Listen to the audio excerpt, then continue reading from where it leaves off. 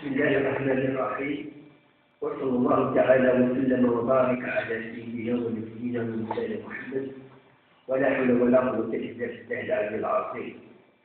أولا أشكر الأساتذة الذين أتوا على الأفكار التي سأتناولها، ولذلك سأختصر والعرض هو نفسه مختصر. لماذا؟ لأن كان هناك اجتماع في المسجد والأحضر فبقيت منعزلا من العديد إلى هذه اللحظة، فلذلك ما أتيت به هو من قديم التفرق والحضور معكم والمجاهدة.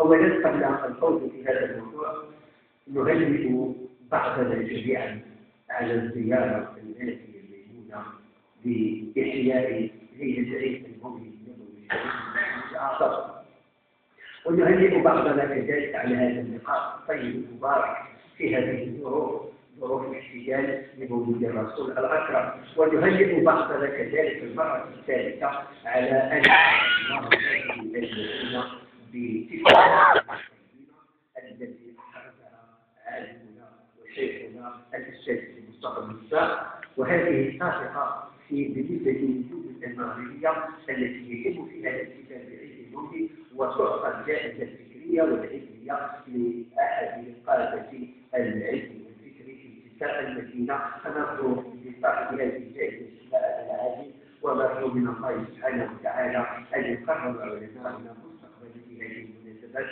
وفي غيرها. الموضوع كما هو معنون: تجليات مفاهيم المواطنة وقيم هذا المشروع المجتمعي للمغرب الحديث. مولانا أمير المؤمنين نصره الله لما تولى تولية إمارة المؤمنين بهذا البلد الطيب أخذ مسألة بلورة مشروع مجتمعي متكافئ الجوانب. هذه أول انطلاقة طلقها السلطان نصره الله، هو مشروع مجتمعي. لماذا؟ لتكون التنمية عامة وشاملة دون أن يصيب الحي أي مجال من المجالات التدريبية.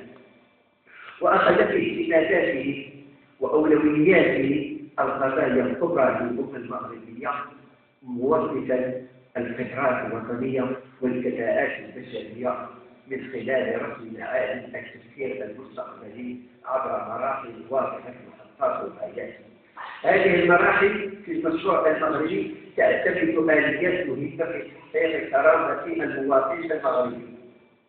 كرامة المواطن المغربي، هذه الآلية كلها تصب في هذا أو تنطلق في هذا الباب.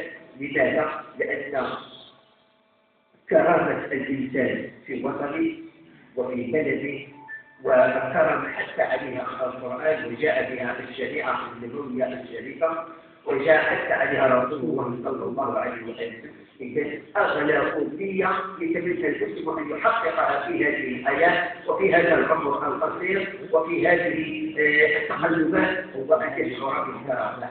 وهذه الكرامة سنرى إن شاء الله سبحانه وتعالى تجلياتها بصورة مبسطة أكثر.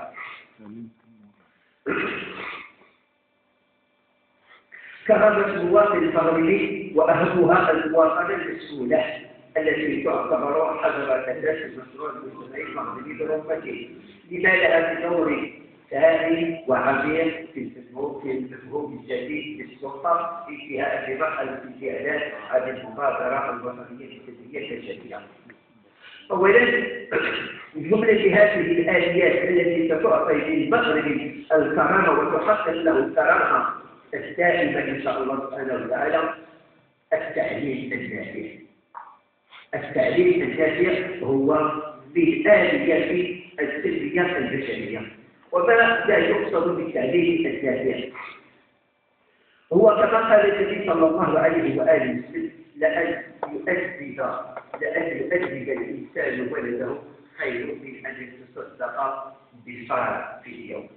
لأن يؤدب الإنسان ولده، وهذه دعوة لجميع المسلمين وجميع المؤمنين، لأنه الولد يستمر به من جانب اللباس ومن جانب النفقة ومن جانب التجسس ومن جانب الجسد، ولكن تغفل جانب التعليم والتربية فتكون قد جنيت على ولدك، كان ذكرا أو أنثى.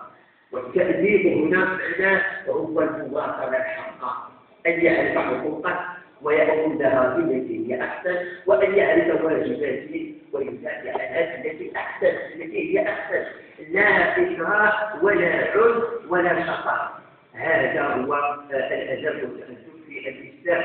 ثم قال النبي صلى الله عليه وآله وسلم: يحب لنا جميعا المسؤولية، يحب لنا جميعا للعالم وللجاهل مسؤولية توعية النشر وتوعية الإنسان كل حسب استطاعته. قال صلى الله عليه وآله وسلم: لا ينبغي للجاهل أن يسكت على جهله ولا للعالم أن يسكت على علمه. هذه هي المسؤولية. الجاهل يقول: أنا لم أجد من يعلمني، فسيكون العالم حجة عليه، والعالم يقول: أنا لم أجد من يتعلم، فسيكون كذلك حجة على الجاهل. والجاهل يجب كل منا عليه أن يهيئ الجواب أمام الله لما تلقفه من علم ولما أحببه من علم يرشد الرقي والتطور. إن مسألة التربية والتعليم تعتبر من حيث أهميتها في رقي المجتمع وتطوره قضية تأتي في المرتبة الثانية بعد الوحدة الترابية. لماذا؟ لأننا ندافع عن وطننا، ندافع عن وحدة ترابنا، إذا يجب علينا أن نتسلح بالعلم. لماذا؟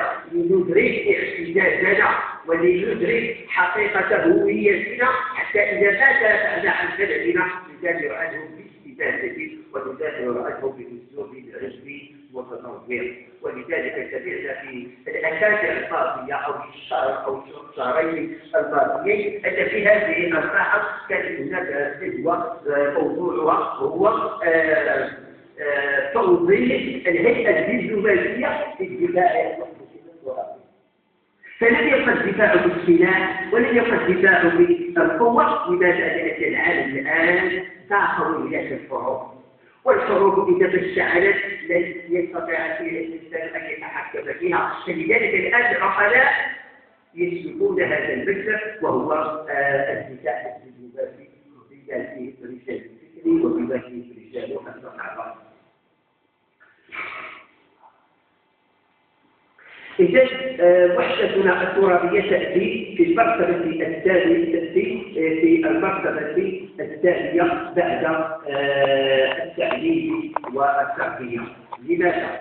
نظرا لذلك التعليم والتثقيف المشروع الأساسي المغربي من باب الائتمان سواء على المدى المتوسط أو البعيد، باعتبار مقياس وعي الأمم وتمددها يقاس بالمستوى المعرفي للفرد ومدى البحوث الإيجابية التي تقصد تفاعل العملية التعليمية في أمة من الأمم. الأمم الآن يقاس رقيها وتطورها بمدى وعي أفراد الأمة، بمدى وعي أفراد الأمة. ولذلك المثاليات التي تخصص بوزارة التربية والبحوث العلمية الجامعة التي فيها نوع من الإبداع وفيها نوع من الاجتهاد الفكري والتي يصيرون ويواصلون السير إلى الأمام، هي مثاليات أكثر من مثالية الحرب، لا في أمريكا ولا في إنجلترا ولا في الدول المتقدمة. المثالية التربية تكون أضعافا مضاعفة بالنسبة للمثاليات في صنع الأسلحة وصنع آلات الزراعة.